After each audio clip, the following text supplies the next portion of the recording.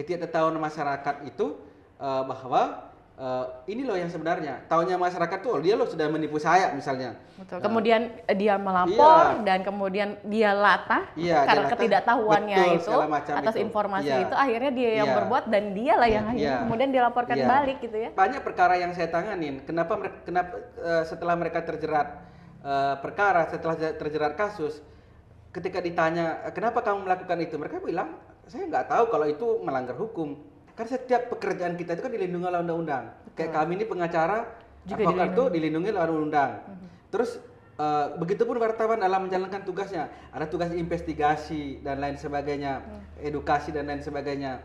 Tugas mencari tahu kan, mengumpulkan data-data yang otentik, yang real dan lain sebagainya. Kemudian itu disampaikan, disuguhkan. Itu kan wartawan itu dilindungi oleh undang-undang pers dan lain sebagainya.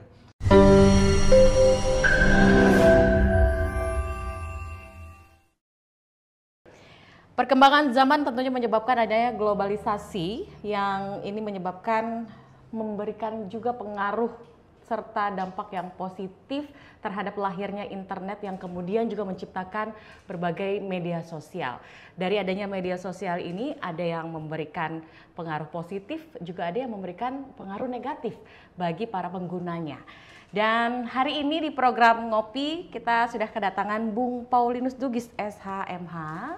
Di sini beliau adalah sebagai Ketua Bidang Hukum dan Advokasi JMSI Kalimantan Timur, tetapi bukan hanya itu saja. Siap.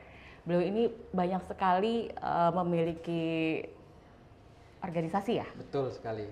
Bung Paulinus apa kabar? Baik, Mbak Lis. Sehat? Sehat. Sehat luar biasa. Puji Tuhan ya. Puji Tuhan. Dan ini kita baru ketemu lagi ya. Iya.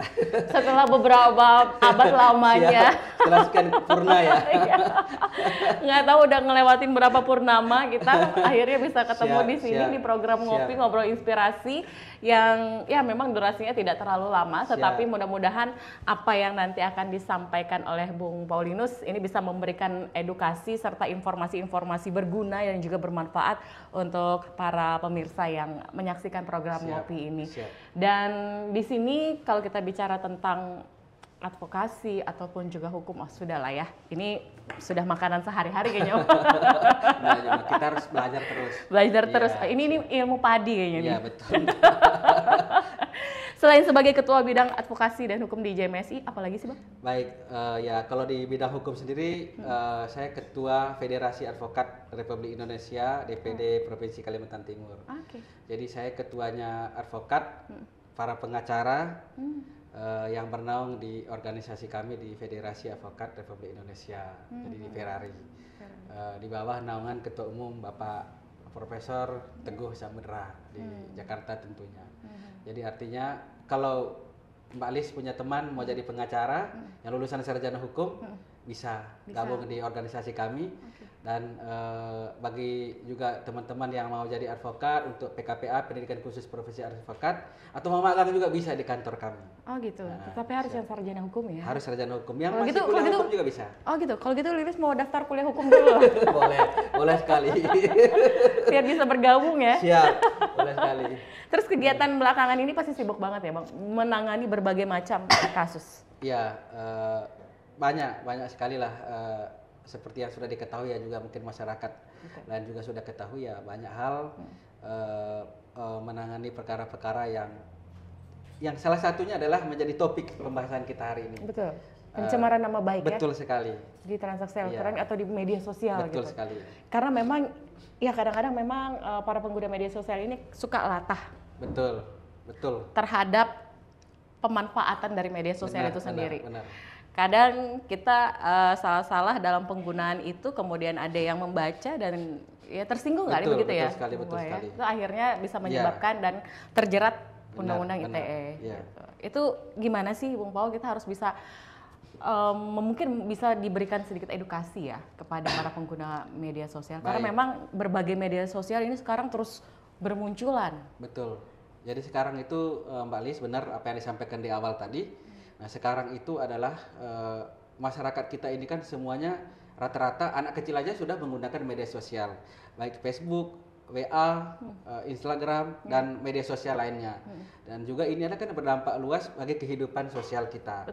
yang namanya kehidupan sosial juga ini adalah kehidupan apapun kita pasti berdampak terhadap kehidupan kita, khususnya dalam hal kita bersosialisasi dengan masyarakat, semua juga berdampak terhadap hukum kan, karena negara kita adalah negara hukum. Itu yang harus dipegang teguh dulu. Jadi artinya apapun yang kita lakukan, tindak tanduk kita segala macam juga kita adalah semua sudah diatur, sudah berdasarkan suatu ketentuan, diatur oleh undang-undang yang dibuat, yaitu semua adalah untuk menurut hukum itu bahwa segala sesuatu yang dijalankan oleh masyarakat Indonesia itu harus berdasarkan hukum. Nah, tadi seperti yang disampaikan oleh Mbak Lis tadi dari awal bahwa masyarakat itu harus bijak. Nah, dalam hal ini saya perlu sampaikan, saya misalnya ngambil contoh misalnya, saya ada klien kemarin di Polda Kaltim di Balikpapan, dia dilaporkan karena pencemaran nama baik di ITE, Undang-Undang ITE tadi, yang seperti yang disampaikan di awal tadi. Nah, padahal kalau dilihat itu segala macam, memang dia ini adalah menurut dia adalah korban. Menurut dia. Kalau kita bicara hukum kan kita tidak bicara menurut saya. Oke. Tapi ini kan keseluruhan. Kita bicara soal namanya hukum itu kan ada yang mengatur. Yang namanya aturan berarti semua harus mengikut satu aturan. Ketika aturan yang mengatur tersebut itu namanya dilanggar atau ada individu masyarakat itu tidak mengikutinya, maka itu namanya pelanggaran. Nah, namanya pelanggaran di dalam undang-undang ketika aturan atau yang sudah diundangkan itu adalah dilanggar, ya maka konsekuensinya adalah bahwa orang tersebut itu adalah melanggar hukum atau melanggar aturan tersebut. Ya konsekuensinya ketika itu adalah pidana, ya maka kalau itu terbukti masuk penjara, kan gitu. Ketika itu perdata, ketika dia melanggar misalnya suatu perjanjian, maka konsekuensi dia digugat secara perdata. Nah, yang seperti saya contoh tadi, misalnya gini, saya punya klien, dia bekerja sama dengan temannya segala macam dalam hal bisnis. Namun dalam perjalanannya, dalam tanda kutip ya, klien tersebut itu melakukan perbuatan tidak menyenangkan lah kepada dia dengan menipu dia segala macam dan lain sebagainya, sehingga dia secara materi, secara keuangan, secara perekonomian dia dirugikan. Nah, setelah dia dirugikan segala macam, akhirnya dia menghubungi teman tersebut tidak bisa, mencari kemana tidak bisa segala macam. Akhirnya ya karena media sosial segala macam mereka juga berteman, dan di antara mereka juga teman yang lain juga berteman dengan mereka. Ya, dengan harapan ketika dia memuat berita itu tersebut, orang lain tahu, minimal memberitahukan kepada dia, atau yang bersangkutan juga akhirnya dia buat ini segala macam dan lain sebagainya, telah menipu saya dan lain sebagainya. Sudah menyebut nama di dalam itu ya, oke. Tertujunya sudah jelas begitu ya kepada siapa. Nah, akhirnya orang tersebut nggak terima, kemudian melaporkan dia dengan pencemaran nama baik dan lain sebagainya.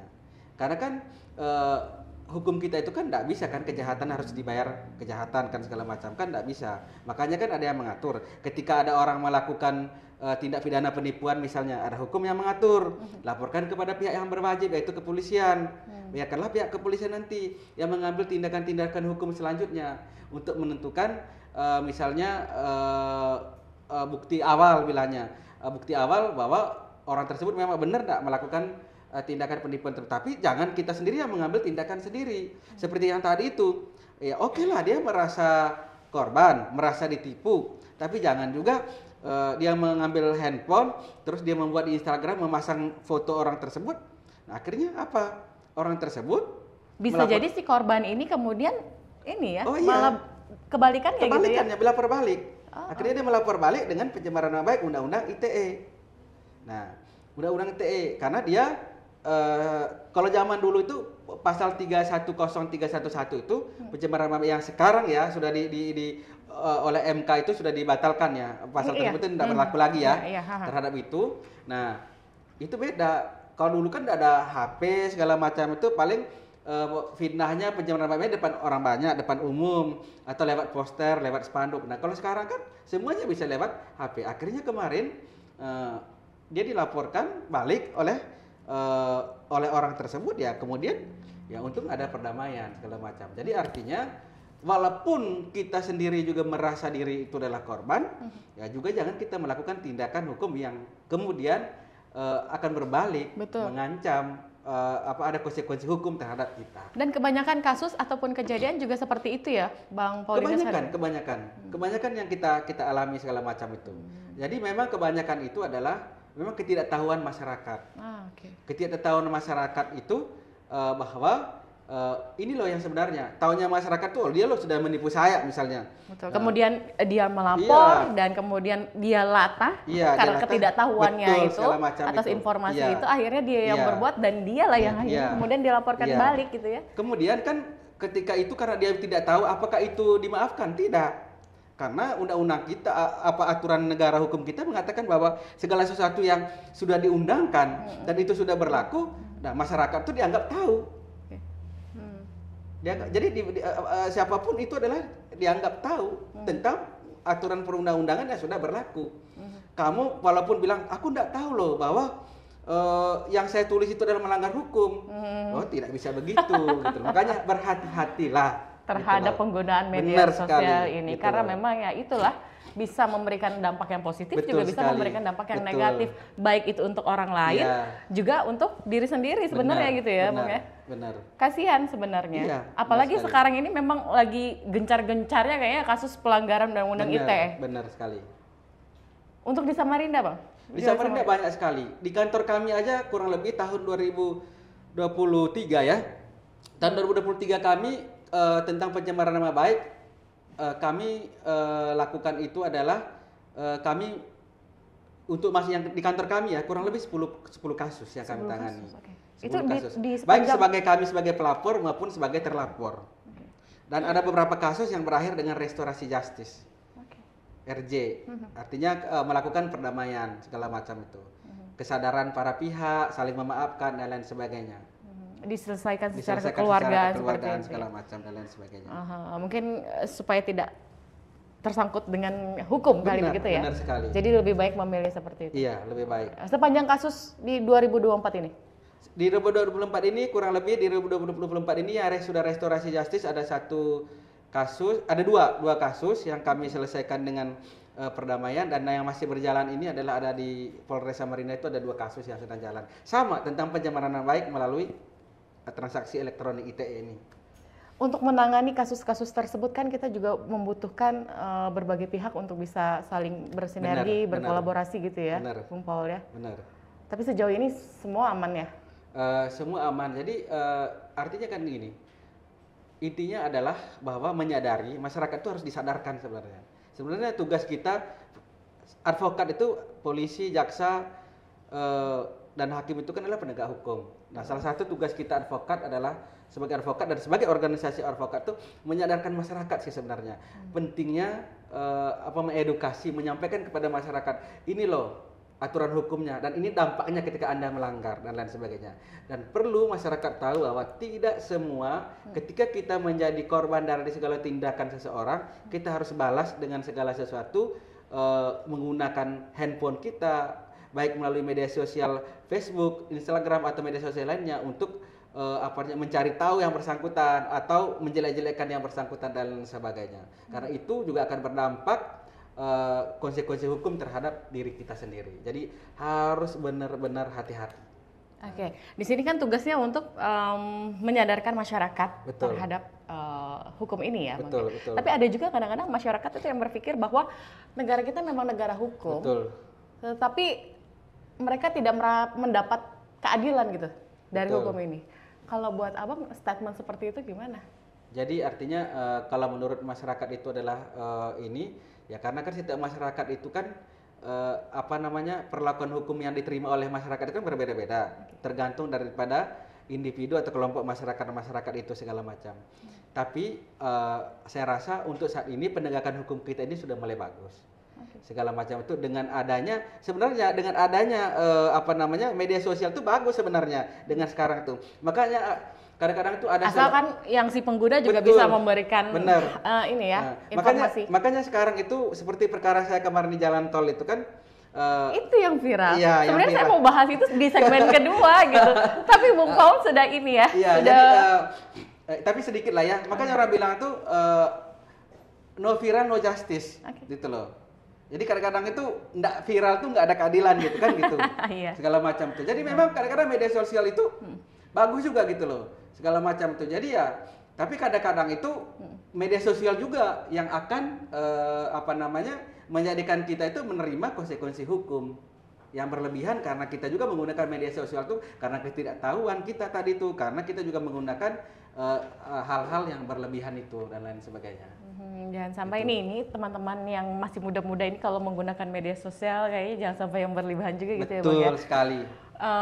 Gunakanlah media sosial itu untuk hal-hal yang memang memberikan informasi yang bermanfaat. Selamat, boleh sih mungkin untuk hiburan kita gitu, tetapi asal di situ tidak menyinggung siapapun gitu. Ketika kita si pengguna media sosial ini ada masalah dengan siapapun, jangan sampai kita membuat status, apalagi itu sampai dilihat dengan si dialah gitu yang dituju gitu, karena itu akan merugikan diri sendiri gitu ya Bang ya. Dan banyak kejadian atau kasus di Kota Samarinda sendiri gitu ya Bang ya, seperti itu juga ya Bang. Benar sekali. Oke, nanti kita bahas lagi. Dan di sini sudah disajikan kopi persembahan SKP. Suka minum kopi nggak Bang? Ya terpaksa lah. Kalau Lilis yang kasih kan harus minum ya kan. Soalnya lama nggak ketemu juga. Benar. Jadi reuni kita di sini ya ngopi.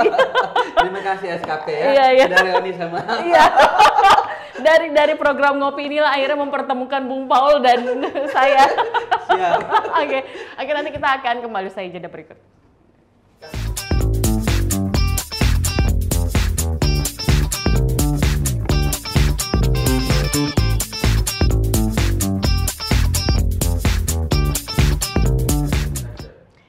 Masih di program Ngopi Ngobrol Inspirasi, dan kita masih dengan narasumber yang luar biasa ini ya, karena memang pembicaranya juga berat nih tentang pencemaran nama baik Undang-Undang ITE ini ya, Bung Paul ya. Dan memang kita nggak bisa memungkiri juga dengan adanya internet ini, orang-orang atau masyarakat, para pengguna media sosial ini bisa saja terjerat kasus tindak pidana seperti itu ya. Dan bahkan tidak sedikit dari mereka yang melanggar Undang-Undang ITE pun juga kena hukuman, sanksi hukuman begitu, yang tadi 4 tahun ya Bang ya. Benar. Itu udah banyak banget terjadi di Indonesia. Jangankan di Indonesia, di wilayah kita sendiri pun juga ternyata kasus-kasus seperti itu sepanjang tahun ini ataupun tahun-tahun sebelumnya juga banyak juga gitu ya Bang.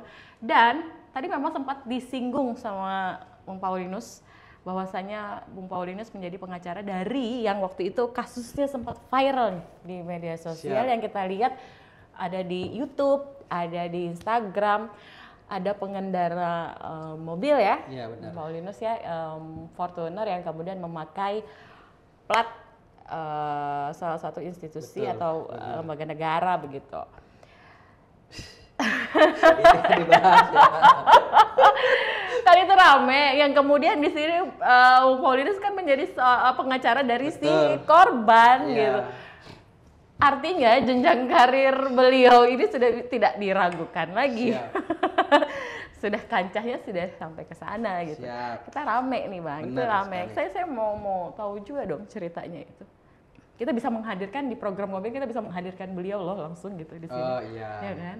Jadi sebenarnya apa? MC anunya nih, presenternya nih kepo ya ini. Saya kepo mewakili netizen, mewakili para pemirsa yang ada di luar sana, dan juga mewakili Om Sukri kayaknya. Soalnya saya diundang ke sini, judulnya pencemaran nama baik. Ya kan? Tapi bisa saja nanti di segmen kedua dan ketiga kita lewat daripada pencemaran nama baik. Daripada presenternya penasaran segala macam, aku jelaskan. Jadi benar yang disampaikan itu adalah saya kemarin kuasa hukum dari Ibu Marcelina Deka, salah satu korban di jalan tol KM 37. Jadi saya kemarin juga di Jakarta sempat ini segala macam, dan kita kemarin itu sudah melaporkan ke Mabes Polri terkait dengan perkara tersebut. Dan saat ini begitu, makanya saya bilang tadi ya, media sosialnya ada bagusnya juga. Gitu, ada bagusnya juga. Ya bayangkan ya, kalau kemarin itu tidak viral, tidak ada media sosial seperti kalau kejadian itu di tahun dulu, tahun 90-an, tahun 2000-an, enggak seviral sampai sekarang, mungkin itu juga enggak akan nggak akan terangkat, nggak ter-up dan lain sebagainya. Ya, dan saya mungkin juga nggak terkenal sampai sampai ke ini ya. Iya loh, sampai kalah loh di TV-TV kan iya. macam. Kalah saya loh. Kalah star kayak gini. Jadi kemarin itu ceritanya kan seperti yang kemarin itu di TV-TV itu segala macam itu adalah bahwa itu viral itu kan karena klien saya itu kan men-tweet ya di Twitter itu dan mensertakan video apa yang terjadi pada saat itu. Okay. Di mana kan pada saat itu kan mobilnya itu kan ditabrak itu 2 kali sebenarnya. Ditabrak 2 kali, sekali ditabrak mundur, yang kedua itu sebenarnya satunya diserempet. Nah, ketika pada saat pertama kali itu diserempet, minta pertanggungjawaban segala macam, tapi kan yang bersangkutan itu kan tidak ada etikat baik. Bukan tidak ada etikat baiknya, malah mengancam dengan mengatakan dia adalah adik seorang jenderal dan bahwa sebenarnya klien saya itu ketakutan sebenarnya kalau plat mobil yang dipakai itu adalah plat dinas TNI sebenarnya segala macam. Jadi ya takut dong segala macam. Karena mungkin tidak mau berurusan panjang. Ya segala macam itu semuanya. Okay. Nah akhirnya klien saya itu mencoba men-tweet lah gitu loh tentang apa yang dirasakan pada saat itu, menyertakan video itu. Ternyata itu adalah viral dan lain sebagainya. Dan yang bersangkutan mengaku-ngaku adik jenderal dan lain sebagainya ya. Jadi makanya saya bilang itu kalau di luar negeri itu kan kalau ada namanya paparazi ya. Paparazi itu kan orang yang ngambil foto diam-diam dan lain sebagainya. Nah, Indonesia ini netizen Indonesia itu lebih dari paparazi kalau saya lihat. Jadi sebenarnya kekuatan netizen media sosial Indonesia itu betul-betul tuh ngeri loh saya lihat itu. Oh, iya. Nah, saya di banyak perkara-perkara sebenarnya bukan hanya itu ya. Yang saya rasakan itu yang menjadi viral atau segala macam itu kan yang ngeri. Ya salah satunya ya perkaranya Ferdy Sambo kan. Okay. Ya kita lihat itu segala macam. Bagaimana netizen Indonesia itu mendukung Eliezer segala macam itu kan si Baradae itu.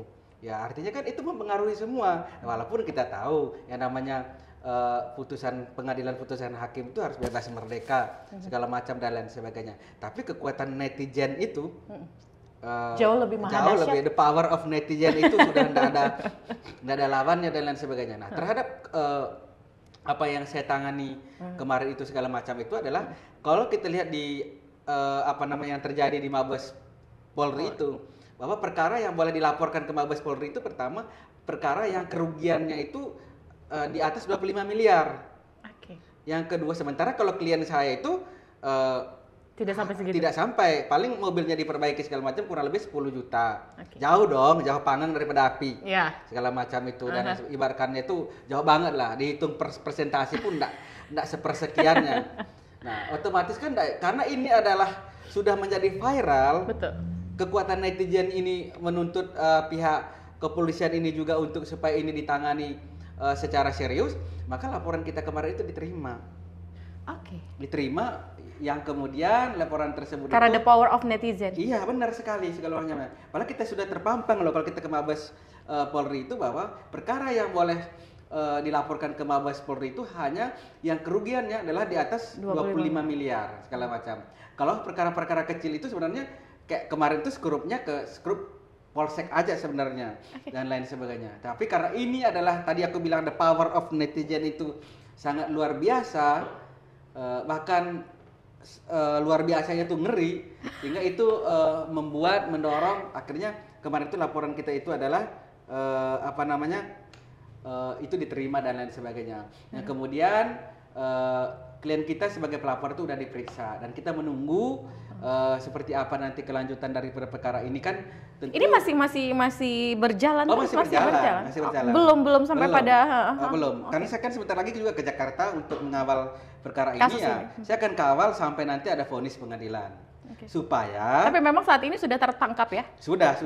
Supaya bahwa apa yang menjadi keinginan para netizen tadi itu segala macam itu untuk yang namanya hukum dan keadilan itu harus ditegakkan setegak-tegaknya, harus seadil-adilnya ya, betul-betul ya kita harus betul-betul kawal. Betul. Jangan sampai netizen ini sudah teriak-teriak ini, masyarakat ini sudah teriak-teriak ini, sudah mendukung segala macam dan lain sebagainya. Nah, kitanya lagi sebagai penegak hukum ini melempem gitu loh. Betul. Semuanya. Jadi makanya kita ini nanti kawal sampai nanti kepada persidangan. Nanti perkara ini sejauh mana, ke depan ini segala macam itu ya nanti itu seperti apa. Gitu. Karena memang netizen ini saat ini sedang menunggu jawaban tersebut ya kan. Iya. Mereka masih terus memantau kasus ini. Memantau segala macam. Karena saya juga melihat gitu. Iya. Ya. Iya.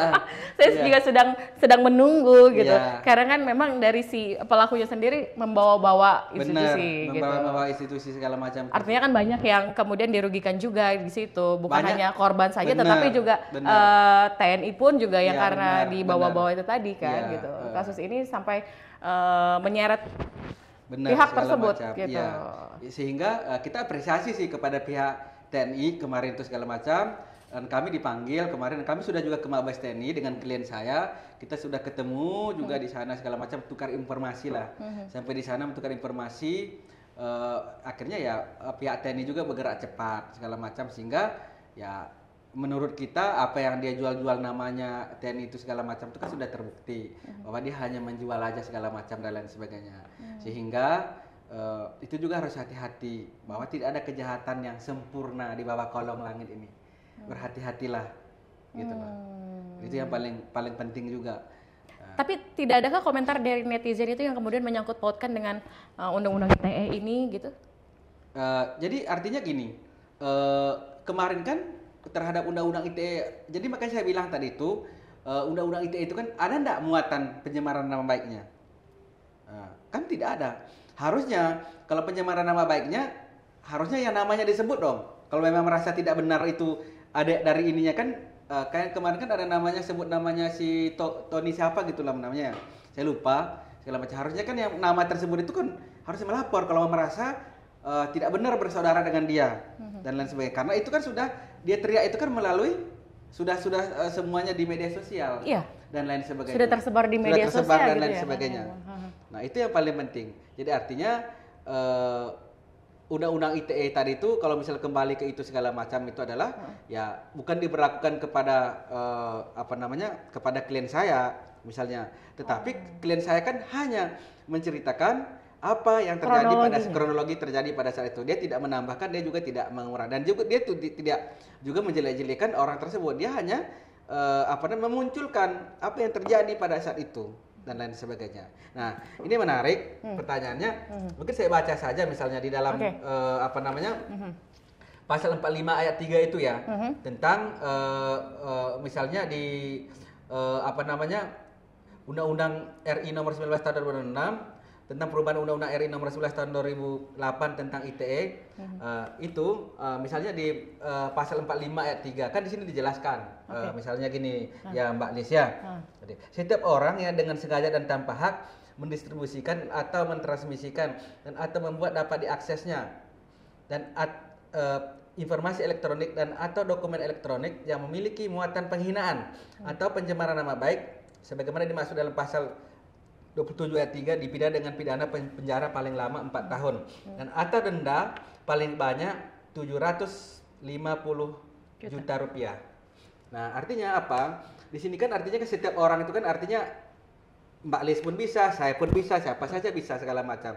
Ya, artinya tanpa hak itu artinya oleh undang-undang dia tidak diberikan hak untuk mendistribusikan segala macam sesuatu informasi, atau oleh orang tertentu dia tidak beri hak, tidak diberi kuasa segala macam. Terus tadi itu saya ringkas saja ya tentang muatan penghinaan itu. Artinya penghinaan itu kan artinya kan tentang merendahkan martabat seseorang dan lain sebagainya, martabat orang lain.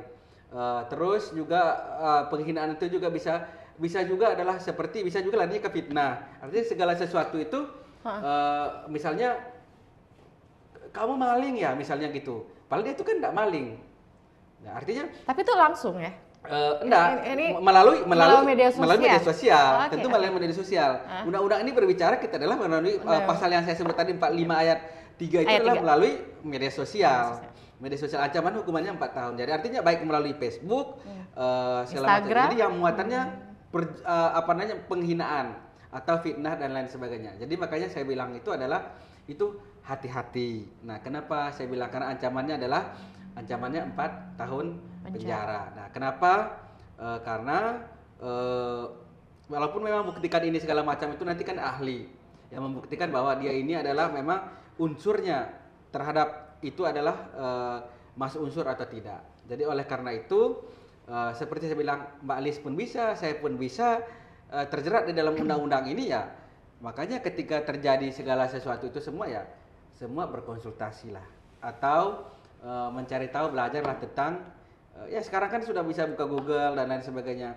Apa sih undang-undang ITE dan lain sebagainya. Ya tinggal mencari tahu di situ. Dan artinya memang perlu ada edukasi untuk mereka para pengguna media sosial benar ini sekali, segala macam terhadap undang-undang ITE itu ya. Benar sekali. Bayangkan banyak perkara yang saya tanganin. Kenapa setelah mereka terjerat perkara, setelah terjerat kasus, ketika ditanya kenapa kamu melakukan itu, mereka bilang saya nggak tahu kalau itu melanggar hukum.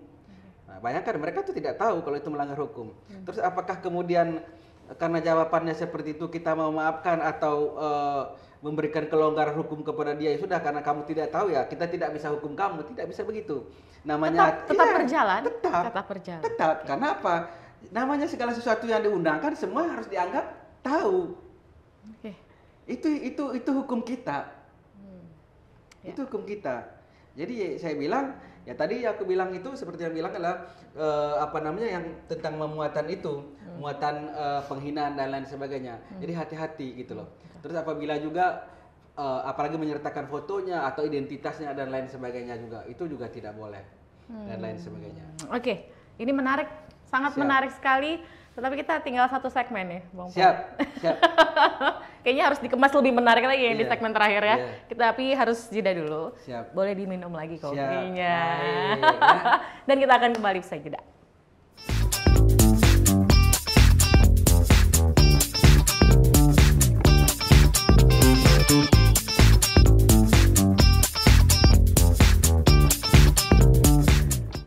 Oke, nggak terasa ini kita udah di segmen terakhir, Bang Paulinus. Mudah-mudahan ya nanti kita bisa ketemu lagi sih. Siap, Mbak Lis. Bisa diundang lagi di program Siap. Asalkan memang jadwalnya ada di Samarinda. Siap. Karena Saya kan siap hadir kalau Mbak yang cantik ini presenter kondang.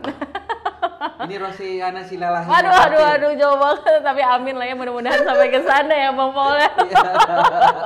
Tapi memang menarik sih kalau kita ngobrol, apalagi ya ini semacam mengenang cerita-cerita dulu waktu kita sering sama-sama ya Bang Paul ya. Iya. Memang sampai sekarang akhirnya melejit gitu ya kan. Karirnya yang sudah semakin luar sangat biasa pokoknya gitu. Ya apalagi kalau kita bicara tentang undang-undang ITE ini kayaknya udah jadi ininya Bang Paulinus deh, udah jadi makanan karena memang setiap harinya mungkin kasus yang ditangani atau perkara-perkara yang ditangani pasti terkait dengan undang-undang ITE gitu. Kasus-kasus seperti ini, pencemaran nama baik ini memang sering terjadi. Sering sekali Mbak Lis. Belakangan ini, akhir-akhir ini ya. Tidak hanya di tahun 2024 saja gitu. Tahun-tahun sebelumnya memang iya. Dan ini memang kadang-kadang juga menyangkut orang-orang yang terkenal gitu ya di daerah kita juga gitu ya Bang ya. Tapi misalnya gini Bang Paulinus, orang ini si pengguna media sosial ini sedang membuat konten yang kemudian itu disebarkan, dan beritanya sebenarnya berita yang real gitu, bukan berita hoax ya.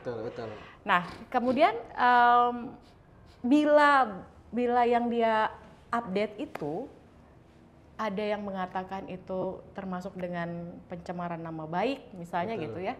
Padahal dia sebenarnya sedang menginformasikan berita nyata gitu. Tapi ada yang kemudian ini udah menyangkut ini nih pelanggaran nih. Ini harus dilaporkan nih terkait dengan undang-undang ITE misalnya. Itu bagaimana tuh? Jadi mungkin kalau ketentuannya dalam undang-undang ITE tersebut. Kalau kita lihat itu mungkin kalau kita baru-baru kemarin dengar itu, kalau kita kembali ke belakang kemarin di ini, kita dengar mungkin kasusnya Aiman Wicaksono. Oke.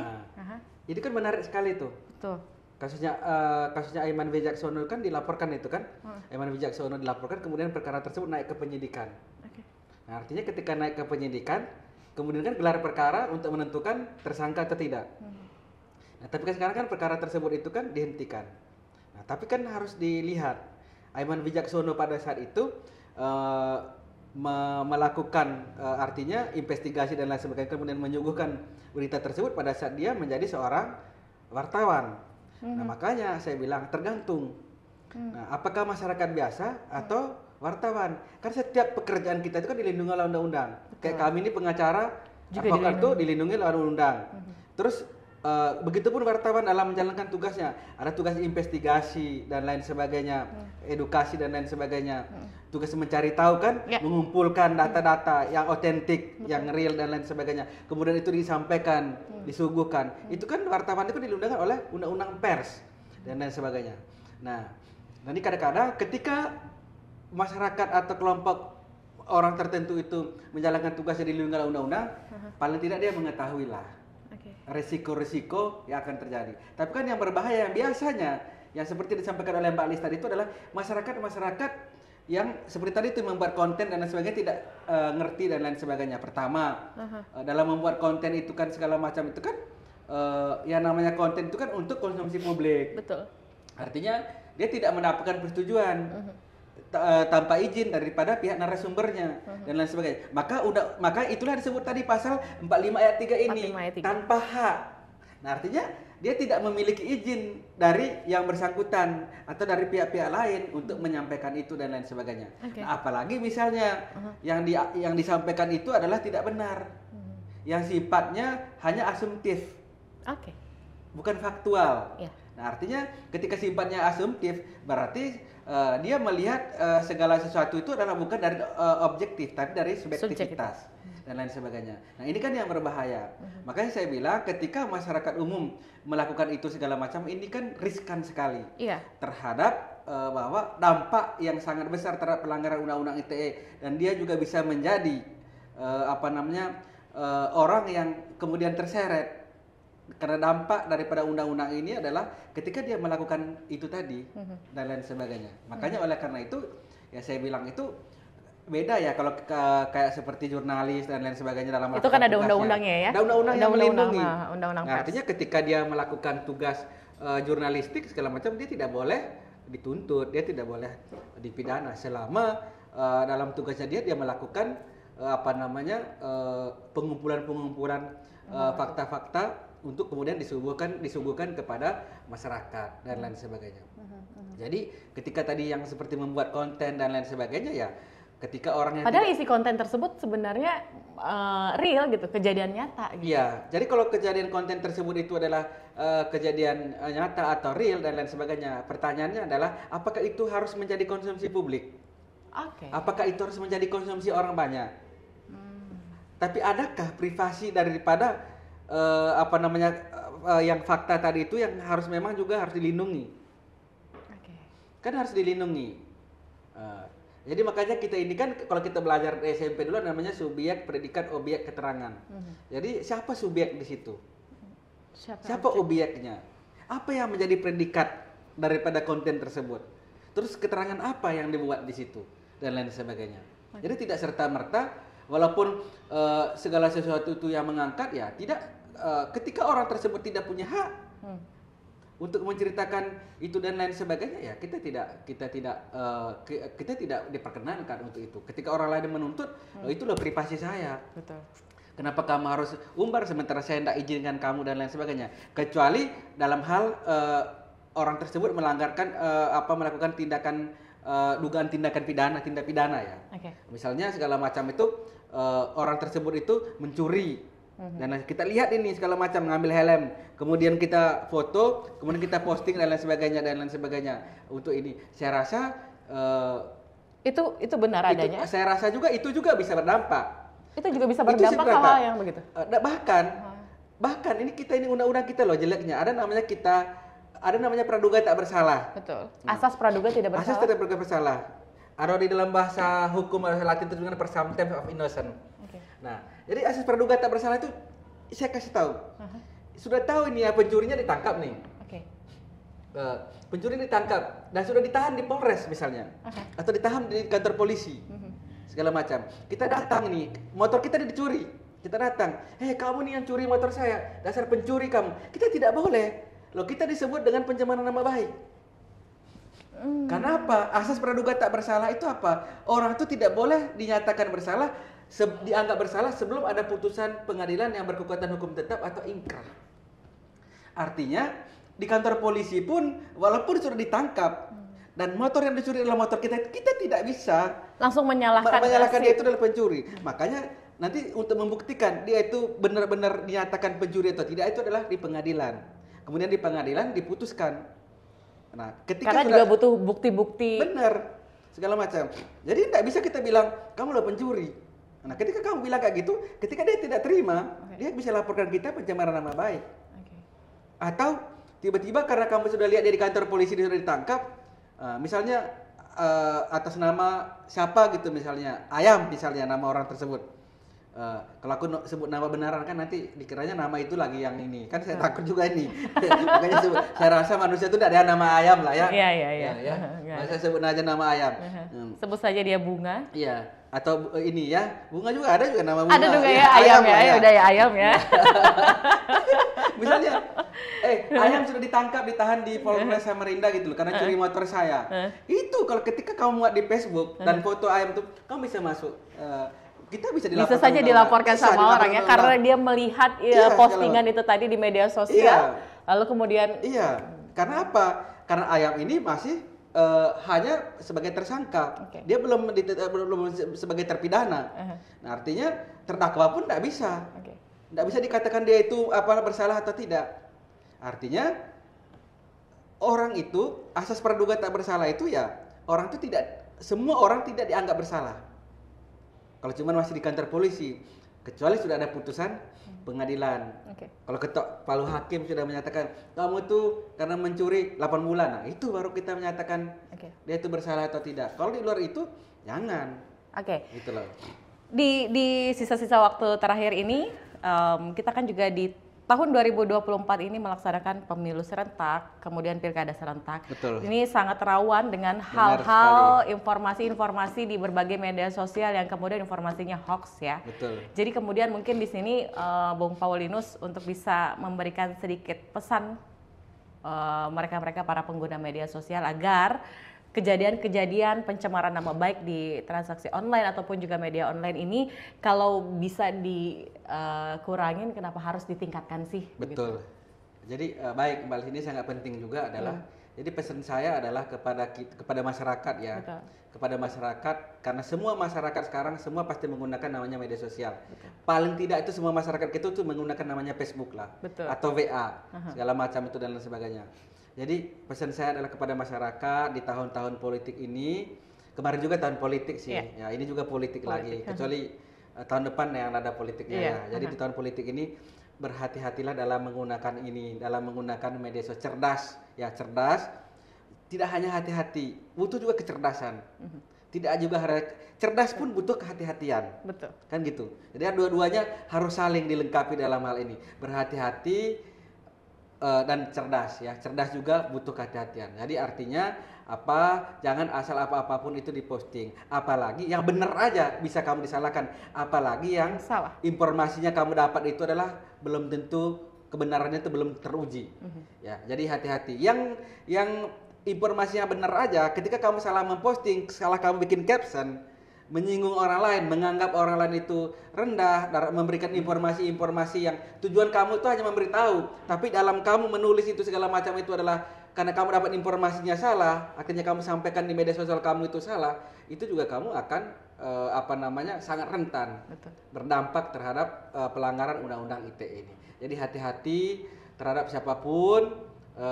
Untuk memposting siapapun ya, sekarang itu jadilah pengguna media sosial yang pintar lah segala macam. Kalau memang yang bukan menjadi urusanmu, janganlah ya. Jadi jangan kamu kepengen kelihatan ini segala macam supaya kelihatan hedon itu tidak hanya dilihat daripada kita makan di mana, kita kemana dan sebagainya. Hedon itu kan